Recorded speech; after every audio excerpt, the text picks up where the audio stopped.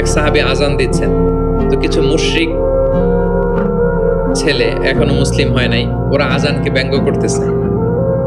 মুখ ভেঙানো বোঝেন না, মানে যেটা বলে ওইটাই ব্যঙ্গ করে করে বলতেছে।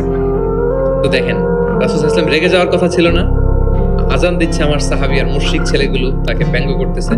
উনি রেগে না যেয়ে দেখলেন যে মুশরিক ছেলেগুলোর মধ্যে একটা ছেলের কণ্ঠ তো খুব চমৎকার, ওকে ডাকলেন, ডেকে ওর মাথার চুলের ঝুঁটি বেঁধে ধরলেন, বললেন এই একটু আগে কি বলতেছিলে, জোরে বলতো, না আরো জোরে বলো।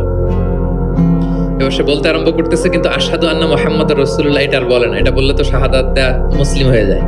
রাসূল সাল্লাল্লাহু আলাইহি ওয়াসাল্লাম ধমক দিয়ে বললেন, এই বলো, এটাও বলো।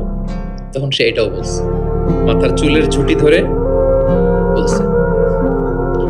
বলার পরে রাসূল সাল্লাল্লাহু আলাইহি ওয়াসাল্লাম তার জন্য দোয়া করলেন, ওই দোয়ার বরকতে সে কালিমা পড়ে মুসলমান হয়ে গেল। এবার আল্লাহ রাসূল সাল্লাল্লাহু আলাইহি ওয়াসাল্লাম বললেন, তোমার কণ্ঠ যেহেতু সুন্দর, তোমাকে আমি মক্কার মসজিদের মুয়াজ্জিন বানাই দিলাম, তুমি যে আজান দিবা। দেখেন কেমন একটা ঘটনাকে কিভাবে টুইস্ট করে অন্যদিকে নিয়ে গেলেন।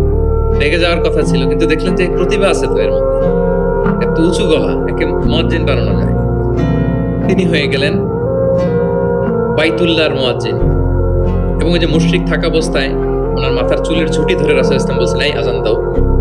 ওই যে রাসূল ইসলামের বরকতের হাত মাথার চুলে লেগেছিল, উনি মৃত্যুর আগ পর্যন্ত ওই চুলগুলো আর কাটেন নাই কোনোদিন। উনি এদিকে চুল কাটতেন, এদিকে কাটতেন, এদিকে কাটতেন, সামনের চুল কাটতেন না।